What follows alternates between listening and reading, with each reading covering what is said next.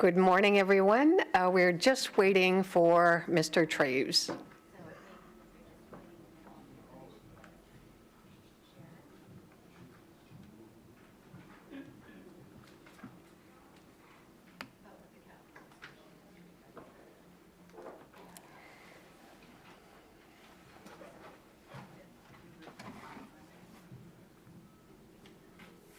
Dorothy, we're ready.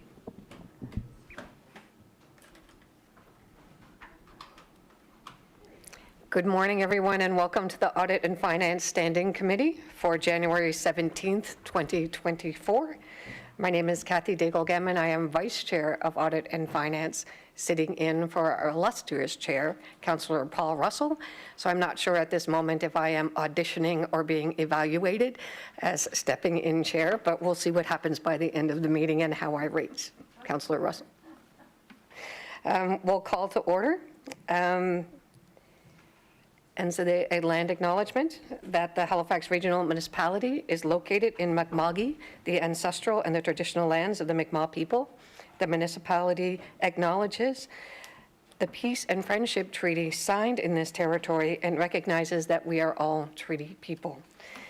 Thank you all for being here. We have a full membership for the committee today. It's awesome.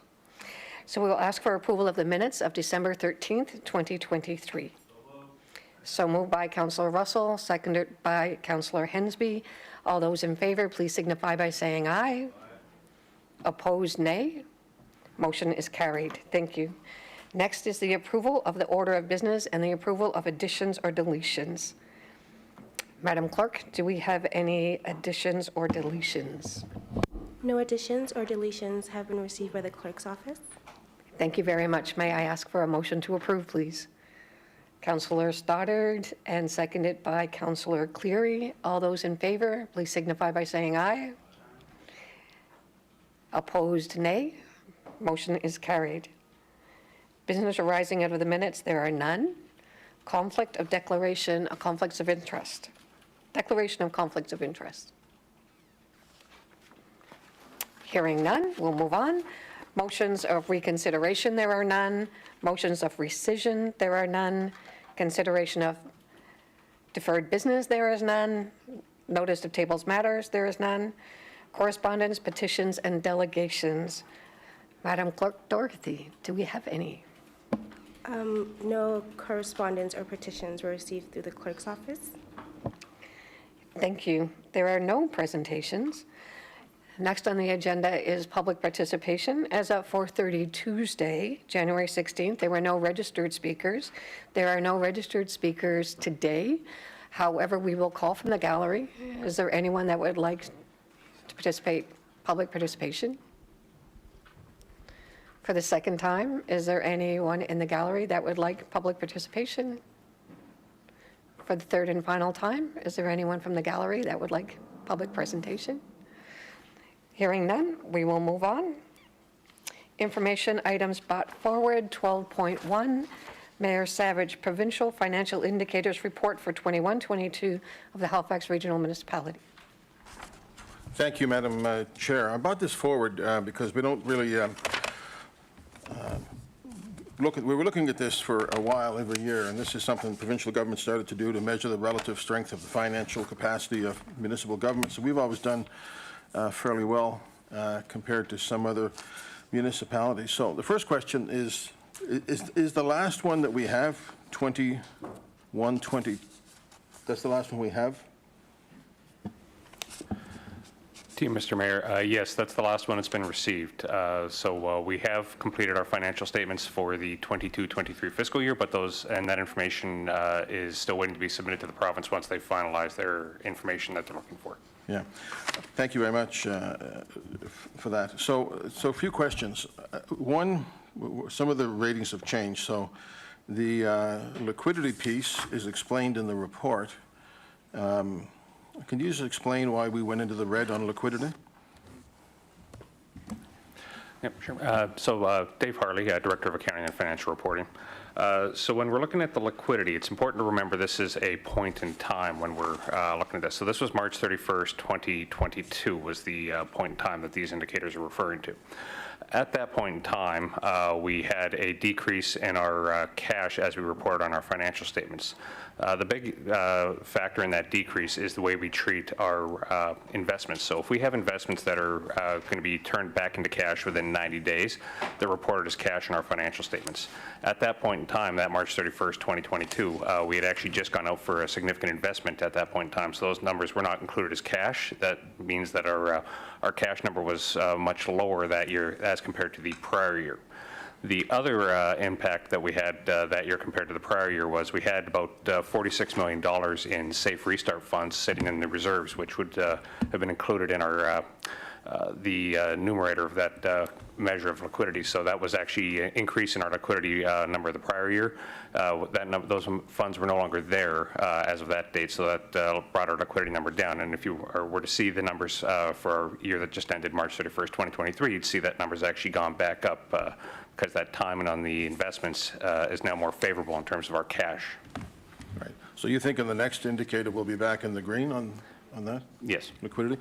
We've always been listed as cautionary on operating reserves, and we've always kind of said, you know, you have to look at reserves overall, and so it's got combined reserves were green, the operating reserves are 11, so I understand that.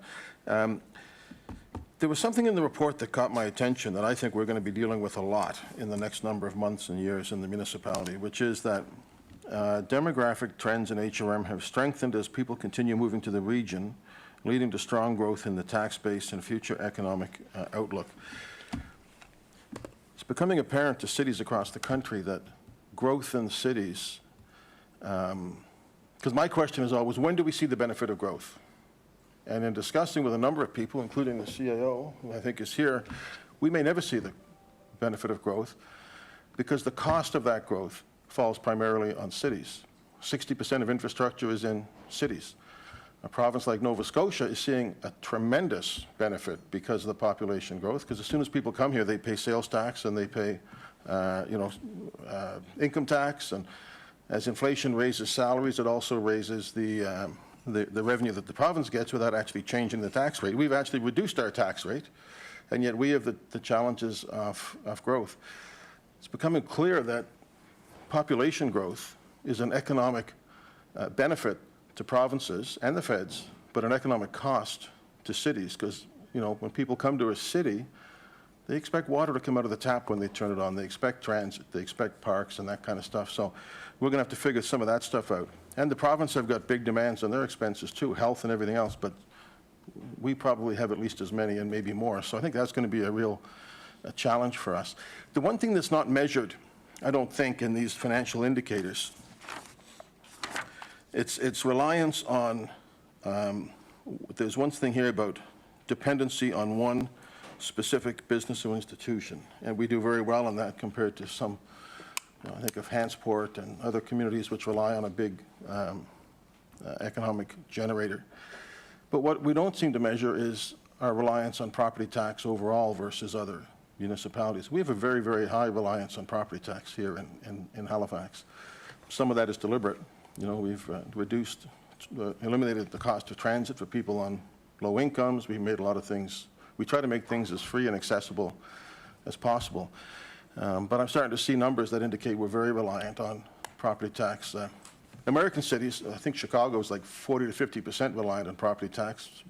We're close to 100% unless you factor in revenue from transit. And transit, of course, we spend more than we get, which is a service that we should provide to people. So anyway, I think we keep an eye on these things as they go forward. I just think that we need to really have a look at, you know, the costs of growth in this and in the budget process and in all the stuff that we do going forward, because the costs are fairly significant to cities like ours as we grow.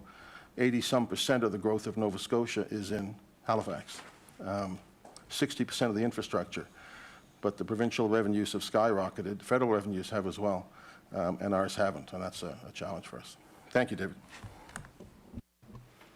Thank you, Mr. Mayor. Thank you, Mr. Hurley. I would also say that Tyler Higgins, the Manager of Budget and Reserves, and Daniel Freeman, Senior Financial Consultant, are here as well, should they be needed to answer any questions. Next, we have Councillor Cleary. Thank you, Madam Vice Chair. I wasn't going to, but just wanted to chime in based on the mayor's comments about growth paying for growth or not paying for growth, depending. But what it depends on is the type of growth. And that's why with the center plan, for example, and with just the market demand, for the last number of years, 40 to 50% of all new construction happening in the urban core. And that's where we want it to. When it happens in a densely populated, already serviced area, the cost of growth is actually manageable. When it's greenfield development, bulldozing forests, building brand new pipes, roads, all the rest of it, as the Stantec report, which the final report came to us in April 2013, which informed the center plan and other growth plans, in that final report, quantifying the costs and benefits of alternative growth scenarios, it laid out quite clearly that the cost of greenfield development with suburban sprawl was 3 to 4 times more costly than redensifying, because people got to remember, the peninsula still has fewer people living on it today than it did in 1961. And so when people talk about the density of, development, they forget that actually we're still close to, but we're still creeping up on the density we had in 1961. So, bigger families, lots more residential development on the peninsula back then than there is today. A lot of that residential development was raised in obviously some discriminatory ways, but it was a lot of it Scotia Square. I mean, we're just off to the side of us here. There's a whole neighborhood bulldozed so you could put up a shopping mall and parking lot. And so the type of growth really depends. And I'm happy that over the last 7 years, we have finally started to control that growth much better. And as a result, I think, and I'll look to our financial folks to confirm, we would be in a far worse scenario if we haven't been able to wrestle that. And if we just continue. Now remember, the stuff that's happening in Kearney Lake Road and all, Larry Utech, that was all approved 20 years ago. And it's just still being built out. So turning this ship around is a huge, monumentous effort. And it's still hopefully going to pay the dividends in the next few years and decades.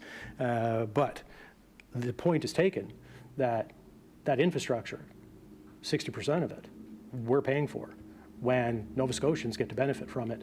And they pay sales tax, income tax, which we don't get any of. So I appreciate that. But the type of growth really is important. Thank you, Councillor Cleary. Councillor Lovelace. Thank you, Madam Chair, and thanks for this report. I appreciate also the background in responding to Mayor Savage's questions about looking at it from a historical perspective. Where were we and where are we going? And I agree, the type of growth is really important. I mean, it's not the 1950s anymore. That being said, when we restrict growth in our rural and suburban communities, we also restrict job creation. We restrict economic development, and we stop enabling people to live where they work and work where they live, thereby actually forcing people to continuously get in a vehicle, since there's no transit available, and drive to where they work or where they get their groceries or where they access their doctor, et cetera, et cetera. And I think when we look at the infrastructure question, yes, we do have 60% of that infrastructure, but what's not here is the infrastructure gap. The missing infrastructure. The costs are looked at from an undepreciated asset perspective, but what we don't know is what are those missing pieces of infrastructure? How much is it going to cost to upgrade our water treatment centers and our various different fire stations, police stations, et cetera, et cetera. And so when we think about the amount of money that we actually have to collect potentially from federal and provincial governments in order to update and upgrade or create new infrastructure, it's very significant. So I think while this is a good snapshot, I think is what you called it, this is very helpful to have, what we're missing, I think, is that bigger piece of that infrastructure gap. And I'm just wondering if you can speak to that. Oh, there's Jerry.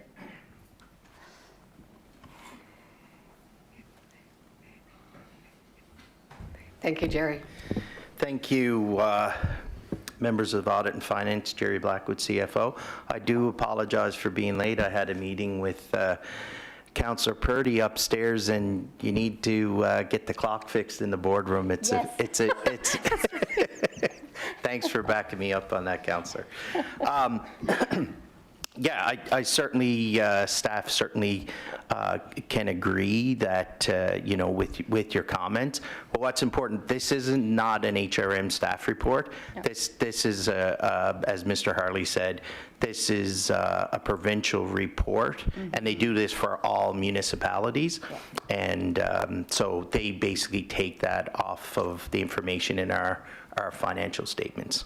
Yes, no, understood, but I guess I just, for folks watching at home, to be aware that just be, you know, not everything's rosy here. You know, doing the best that we can with what we have, as Mayor Savage has pointed out, but there's certainly some significant gaps to be filled, especially as the province continues to download their infrastructure to the municipality, which is not well maintained, shall we say. Thank you, Madam Chair, and thank you, Jerry, for the clarification. Thank you, Jerry. Thank you, Councillor Lovelace. Mr. Mayor. I'm doing what I hate to see council do, which is deviate off a topic. But Councillor Cleary is 100% right. I've talked about this around the country in terms of Halifax, that we deliberately and purposefully, you know, built in the downtown core where infrastructure exists over the last number of years, and that's helped us. I've often talked about the detransfer tax as our silver bullet in terms of where the money for growth comes from, and I think we're back in better shape now, Jerry and Dave, than we were a few months ago because of a couple of properties that have sold. But if we are going to build outside of the core of the city, and the province wants that, then the province is going to have to pay a big percentage of that. I mean, that's just a fact of life. The budget of the operating budget last year, the operating budget for the city was $1 billion, just under $1 billion. Provincial government spent $1.7 billion in unbudgeted funds last year, unbudgeted funds. So our budget is $1 billion, their budget is, I don't know, $16 billion. We're 50% of the population, pretty close now. We will be when the Statistics Canada numbers come out. But the other folks of the development community, most of whom I talk to, say, look, we get that. We got to establish that there's a cost for that too, because we not only have to pay for the future growth, we're now paying the cost of growth from many, many years ago. With the fires in Upper Hammonds Plains and Councillor Lovelace's area, we are now going to have to go in and fix the egress routes that should have been provided for many years ago. Because for a long time, people would come to a city, any city, not just Halifax, and say, look, we'll build here, we'll build the roads, we don't need library, we don't need transportation, we don't need rec centers, but the people that move there want those things, right? And I bet you if you went to every district of HRM, you'd find somebody who says we pay a disproportionate share of taxes versus the services we get. Oh, yeah. Well, there's only a couple that actually probably pay for the services that we all have.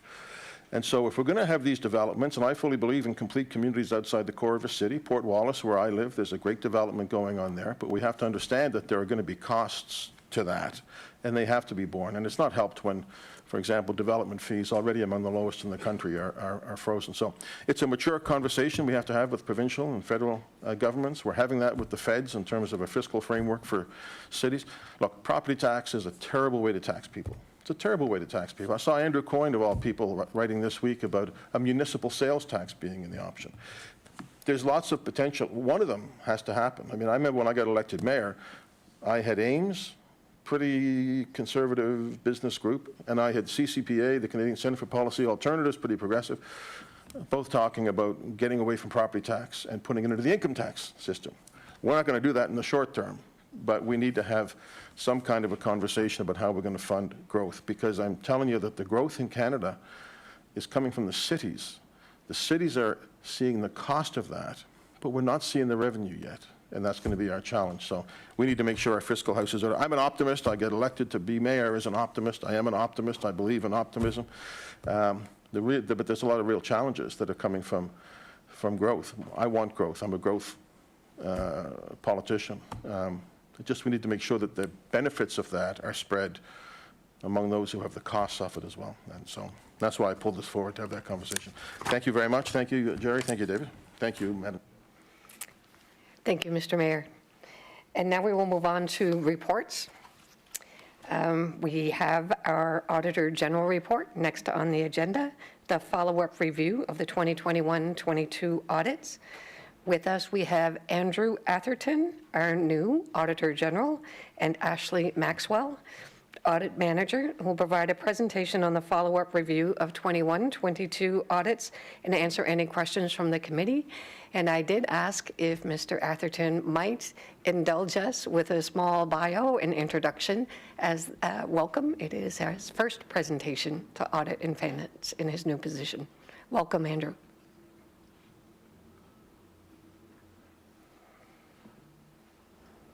Good morning, everybody. Thank you, Chair, and welcome to all of you. I appreciate you having me here today. Yes, the Chair did ask me about 45 minutes ago to put together a brief bio, which is, it's wonderful. I mean, I do know myself, so I should be able to speak to it, but the first page of my notes was the ones that was giving me the hardest time, and suddenly I had to change them, so it's all good. So my history, I spent 25 years with the Provincial Auditor General's office right out of university. Graduated from Acadia and started with the Provincial Auditor General's office. So I spent 25 years there, moved all the way up through the chain doing performance audit all the way along. Worked extensively with your former Auditor General in that role. I would consider her both a friend and a mentor. Learned most of what I know about performance audit from her. Then I spent a year at the Department of Municipal Affairs and Housing, learning a lot about municipalities that I didn't know previously. So that was a great extra piece to help me in this job and to give me a much better understanding, for instance, of the conversation you just had. Sounded very familiar to me and some of the topics you were talking about. And then when this opportunity came up, I was very excited. As much as I learned through the department, this is audit, performance audit in particular, is what I love to do and what I'm really comfortable with. And I'm extremely excited to be back doing performance audit and working with the great team, with Ashley and everyone else at the HRM Auditor General's office. And I'm excited to work with all of you for the next 7 years and see what sort of improvements and upgrades we can bring to HRM to help the citizens of this great municipality. So that's my brief bio.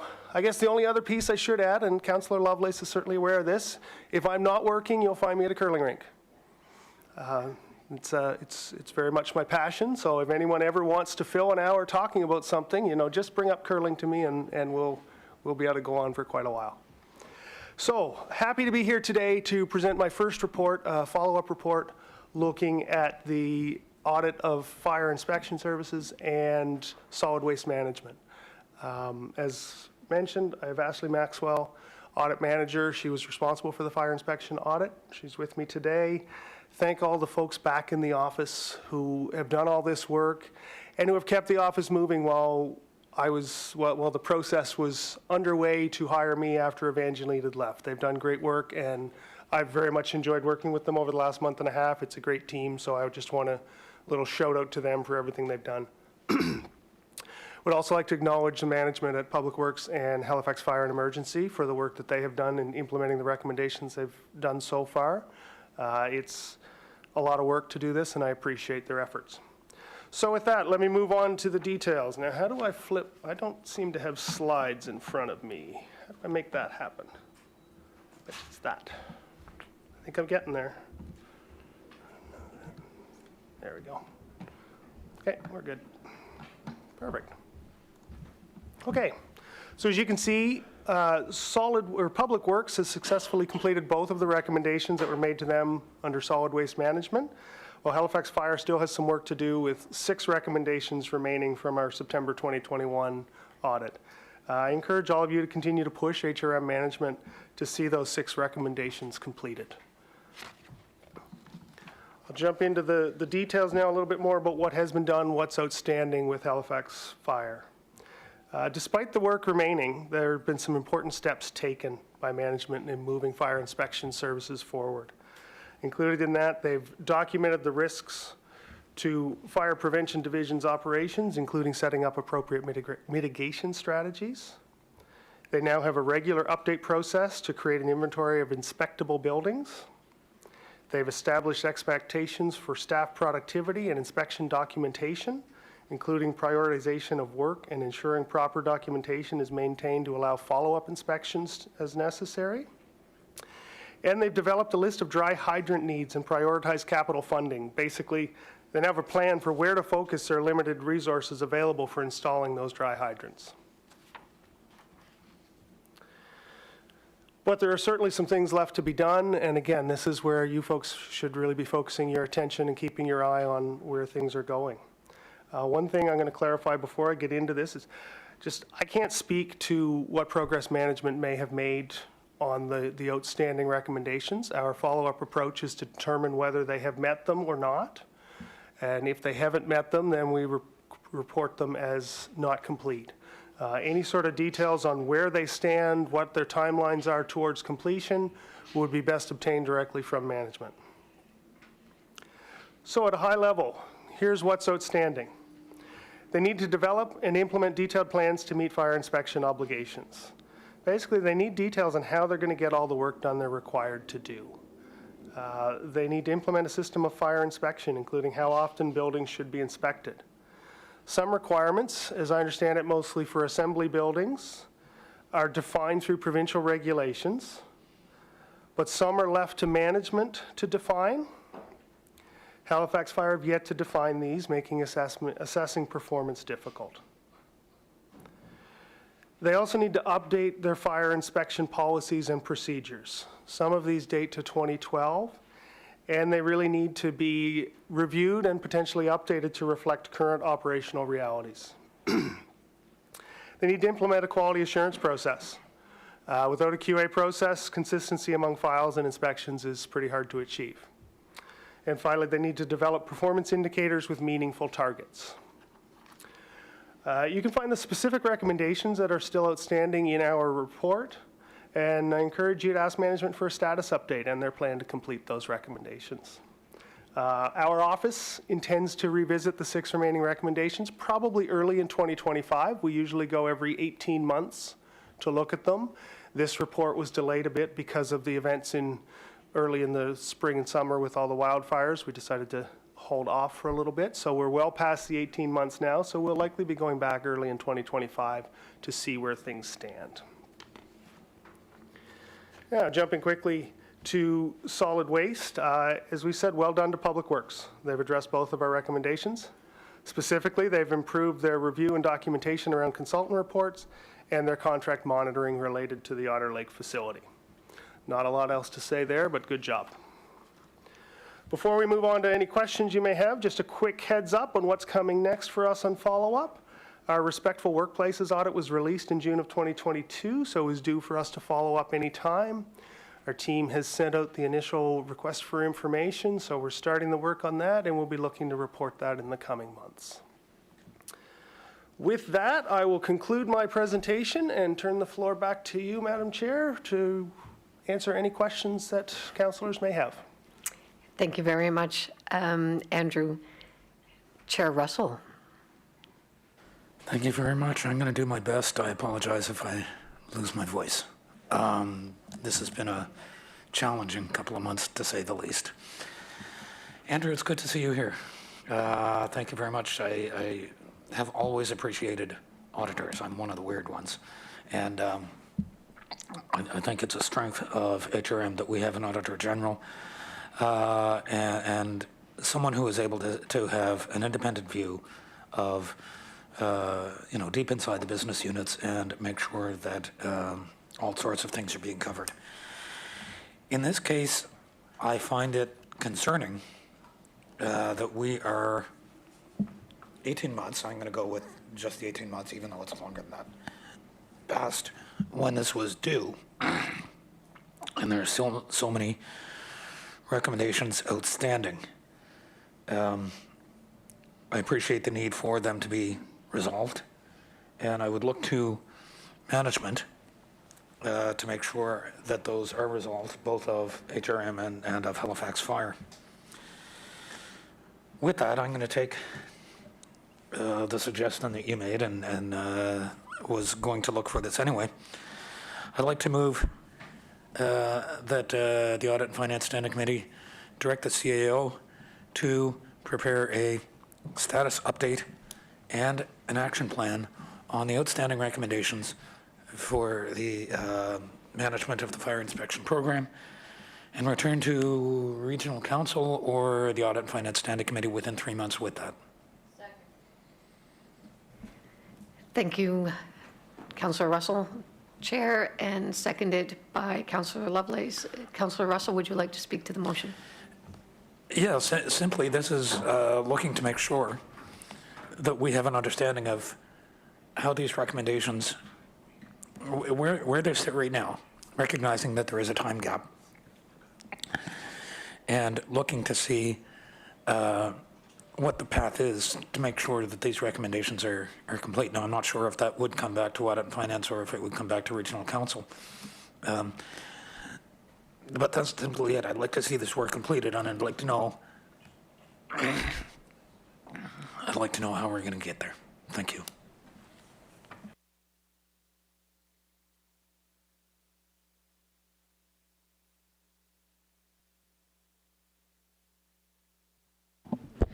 We're going to have it's our requested- legal counsel weigh in on this, on if whether it's it comes back requested to by- Regional Council or Audit and Finance. Sorry, if there's a follow-up report requested by Audit and Finance, it comes to Audit and Finance. Yeah. Thank you. Mr. Mayor, on the motion? Well, no, I was going to ask the chief if he could speak to any of this right now and give us his sense of where we are on this. But if you want to do the motion, we can vote on the motion and then ask the chief to come down. If there's nobody else. Thank you. There is a motion on the floor. So if there's no further discussion on the motion itself and there's a call for the question, we can vote on the motion. Question has been called. All those in favor, please signify by saying aye. Aye. Opposed? Nay? Motion is carried. Thank you very much, Councillor Russell and Councillor Lovelace. Mr. Mayor, Yeah. Chief Stubing, if you would like to come forward and respond to some comments and questions, please, and thank you. Yeah, so Chief, it's good to see you and your folks. I think your department's had a pretty busy time the last little while, and I know you've got a lot of stuff on the go, but I would be interested in your thoughts in terms of the audit and how quickly you would see things moving on these recommendations that are still underway. Thank you. Thank you, Mr. Mayor, through the chair to the rest of the Audit and Finance Committee. As you see, I brought up a few members of our team, and I first want to thank our Division Chief, Matt Covey, for his efforts during the wildfire. He and his team were very instrumental in doing the fire investigations for hundreds of buildings and doing that in a safe and expedited manner and an industry best practice. So just want to acknowledge that. Certainly what we can answer for you here today is there is a plan. As we've addressed to council in previous discussions, we are reorganizing the way we do the work in the branch in order to focus on our legislative responsibilities and our administrative order direction from council. And that requires negotiations with the union. Those negotiations have been ongoing actually for years, and there has been some productivity in those negotiations. We've implemented new positions called fire inspectors and focus them on fire inspections, but there are many other positions that are being put in place both in the union and in management positions in order to have the horsepower required to work the plan.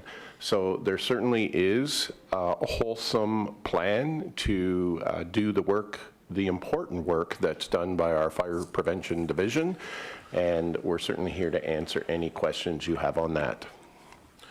So my question is there any of the recommendations that you don't think that you can achieve complete? Sure. Do you want us to go through the incomplete ones one at a time? Yeah, the ones that are done are great. I just want to, when the work comes out of the work that we just recommended, but from your point of view now, looking at this, is there anything here that you don't think is an appropriate recommendation? Assumedly, at the time this came forward, management signed off and said, we'll work on these recommendations. So I just want to know, is there anything here that is unreasonable, and what the time frame you think might be to achieve these? I'll pass the talking stick to our division chief in just a second here, but just want to make sure it's clear. We endorse all the findings of the AG's office, and we have a plan in place to address them all. And there has been work done while we work on the restructure and the negotiations with our union to be ready to go the minute those positions are able to be staffed. So Matt, do you want to walk us through each of the incomplete items one at a time and give an update? Possibly that might even be new since the last time we talked to the AG's office.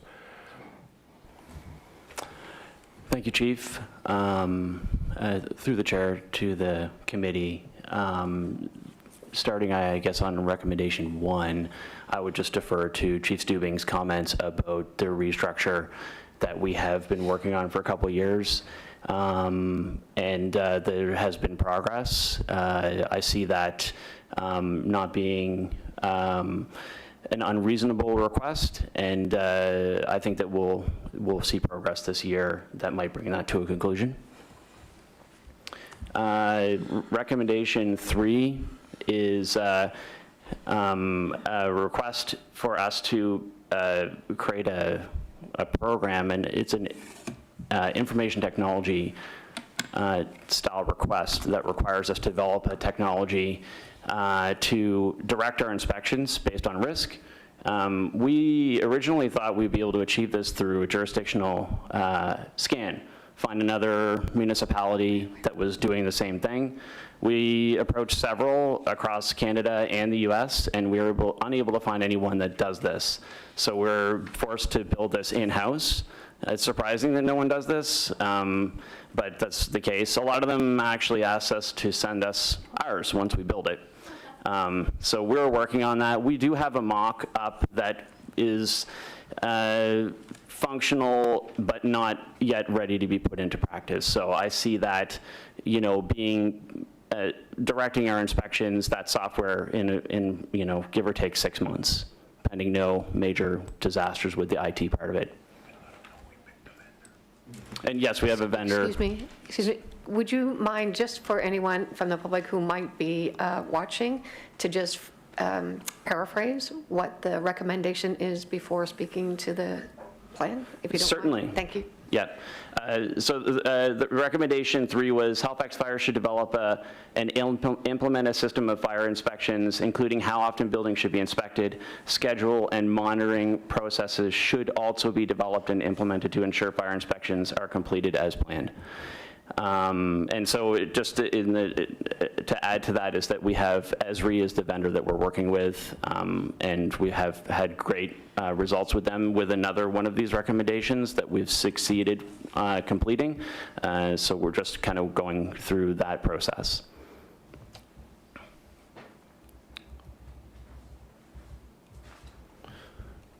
Next recommendation marked as incomplete is number 8. Halifax Fire should develop and implement a quality assurance process to monitor that fire inspections are properly completed and documented. This should include developing guidance to promote consistency across inspection staff, which should help facilitate the quality assurance process. This one was looked after from a design perspective early in the process. So we have a tool that we developed that will randomly select cases that have been closed for audit. And that is functional. We also have a system where we can assign those audits to supervisors to carry out that work. And the reason it is incomplete is because the supervisors that would be carrying out this work are tied up in the restructure process. And so it works, it's just not put into practice yet.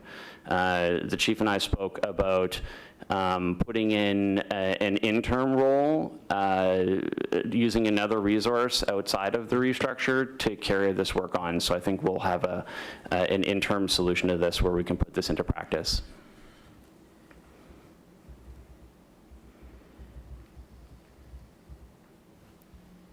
Number 9. Halifax Fire should update its fire inspection policies and procedures and establish a regular review process to maintain them going forward. That one is a big piece of work. We do have a lot of outdated policies. So we have a history of policies that are not really fit to be a policy. They're more like a guideline. So it's not just updating a few words here and there. It's a complete restructure of our policy and guideline documentation. That's a big piece of work that we were hoping to take on with the restructure. And what I think our plan will be and what we'll report on is redirecting that work to a policy resource to start working on that and getting some of those policies updated outside of having the formal management team established.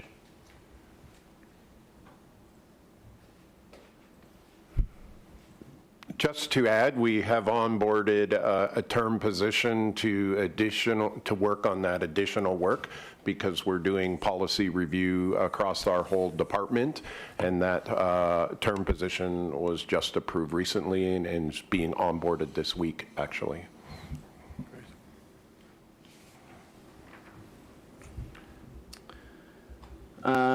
Next one is number 11. Halifax Fire should develop concrete plans with timelines for fire inspection staff to receive sufficient training in a timely manner.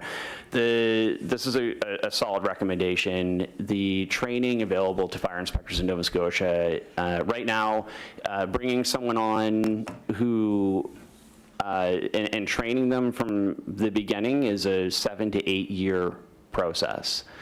Which is not practical for us. It's what the Fire Inspectors Association Nova Scotia provides right now as a program, and we need a much more rapid and holistic training model. The way to manage that is to bring in a resource to specifically focus on that internally and develop our own training plans.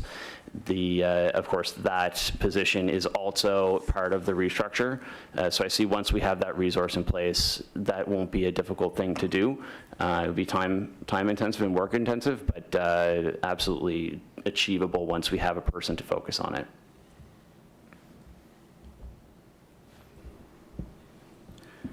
Good morning, Madam Chair, through you to the members of the Audit and Finance Committee. Corey Beals, Deputy Fire Chief. Just want to add one other point for recommendation number 11. We are currently in discussions with a few institutions looking at a partnership to address recommendation number 11 as it relates to the implementation of alternate options in order to address the challenges that we've been having in filling our current vacant inspector positions. Just thought I'd add that point as well. Thank you, Chief. Moving on to number 12. Halifax Fire should develop performance indicators for the Fire Prevention Division and establish targets and regularly monitor against them.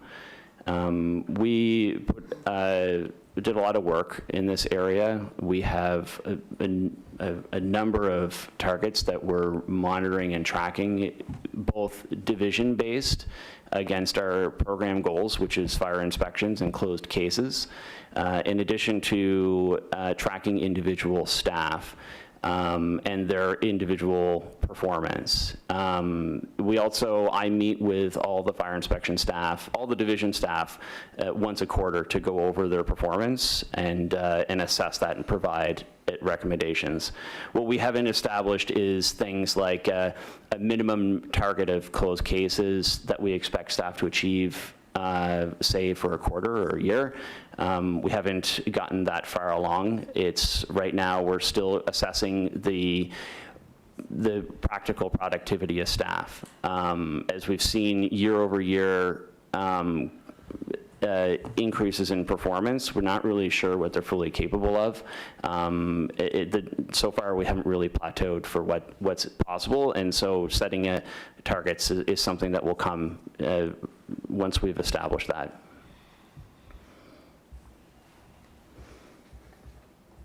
And that's the last one. Thank you. Thank you very much. Oh, Mr. Mayor? Am I still on? That seemed like a long 5 minutes. So that's what I wanted to hear. Everything's ongoing. There's discussions. As the Auditor General indicated, they don't really sort of say what stage things are at if they're not complete, but it sounds like everything is being considered and worked with, and I appreciate the update. Thank you. Thank you very much, Chief Stubing, Deputy Chief, is that how I say it? Covey and Deputy Chief Beals. Oh, my apologies, Councillor Stoddard. Good morning, and thank you for appearing today, and I thank you for your update on your report. My question is, you are saying that the process for training is 7 to 8 years with the province? Okay. If we design, or if you design, or we design our own process, will it still have to go through the province to be approved, or will it be totally independent? Thank you.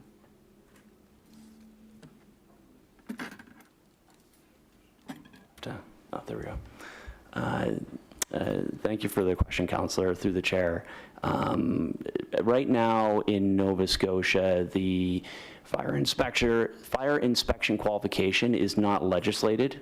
We're required as a municipality to appoint municipal fire inspectors, but it is not affixed to any minimum standard of qualification. And because of that, we really set our own standard. We follow the Fire Inspectors Association of Nova Scotia is not a provincial body, and they're not recognized by the Training and Certification Board.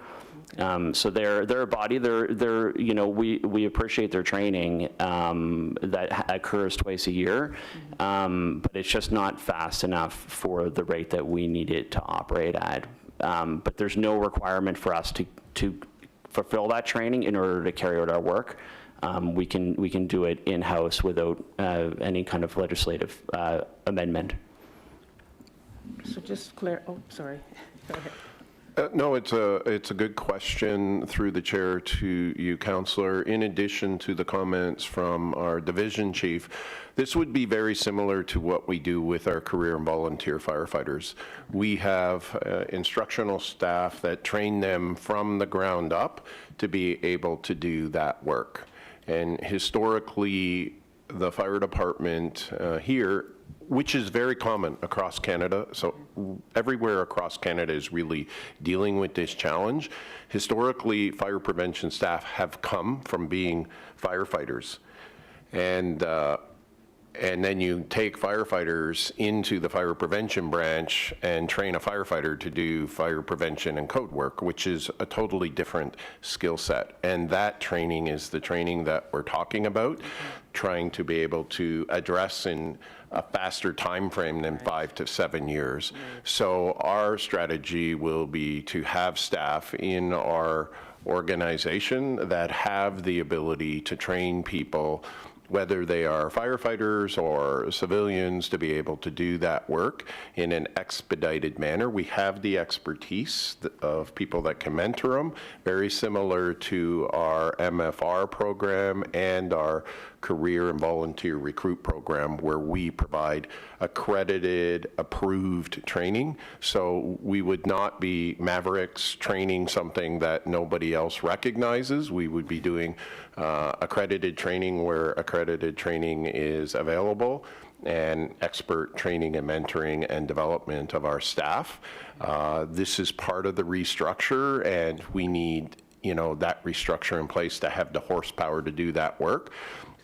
And just so that we're clear, the conversation or the comments that Deputy Chief Beals brought up about partnership with post-secondary institutions, that is to create a stable of folks before they even enter our organization or other fire department inspection programs throughout the province, or building inspectors, because this is a common problem across this province, but also across the country. So there are opportunities to provide an avenue for people to get those qualifications, not just for us, but for other fire departments as well. Thank you very much, Chief. I appreciate that information. Thank you, Madam. Thank you, Councillor Stoddard. Thank you all. Would the committee members entertain a motion to refer this report to Regional Council as an information item? So moved by Councillor Russell, seconded by Councillor Lovelace. Any discussion on that motion? Call for the question. All those in favor, please signify by saying aye. Opposed, nay. Motion is carried. Thank you very much. Thank you very much, Mr. Atherton, Andrew, for your first report. We really appreciate your work. We now move on to item 13.2.1, which is the annual investment policy review. There's no presentation associated with this item, but Vicki Robertson, the Director of Revenue, is available to speak to the report and answer any questions to the committee. Madam Chair, I'll put the motion on the floor of the Audit Finance Standing Committee recommends that the amendments to investment policy as set out in attachment B of the staff report dated January 15, 2024. Thank you, Councillor Hensby. A seconder? Councillor Russell? Any discussion on the motion? Take advantage of the interest rates. Pardon? Just take advantage of the interest rates. Call for the question, did they do? All those in favor, please signify by saying aye. Opposed, nay. Motion is carried. Thank you very much. We move on to 13.2.2, which is the investment activities, the quarter ending September 30th, 2023. Again, there is no presentation associated, but Vicki is here. Should there be any questions from the committee? And we do have a motion in your agenda that requires a mover and a seconder. Is there someone that would like to make the motion? Oh, Councillor Russell. I have nothing on it. I was simply going to make the motion that the Audit and Finance Standing Committee forward the staff report dated December 4th, 2023 to Halifax Regional Council as an information item. Seconded, Councillor Hensby. Sorry, I missed that. Discussion on the motion? Nothing. Question? All those in favor, please signify by saying aye. Opposed, nay. The motion is carried. Councillor Hensby. I'll move the in-camera minutes of December 13th. You jumped on me there, sir. Seconder, Mr. Mayor. All those in favor, please signify by saying aye. Opposed, nay. Motion is carried. If we may, we just go back to this agenda line that in grants there is none. Members of the Standing Committee, none. Motions, there are none. We just did the in-camera minutes. So now, the personnel matter that is private and confidential. Would you like to go in camera or we test the I committee? don't see a need to go in camera on the particular item unless any member of the committee does, but if not, I'll test the motion that the Audit Finance Committee, Standing Committee, one, adopt the recommendations outlined in the private confidential report dated December 13, 2023, and two, direct that the private confidential report dated December 13, 2023 be maintained private confidential.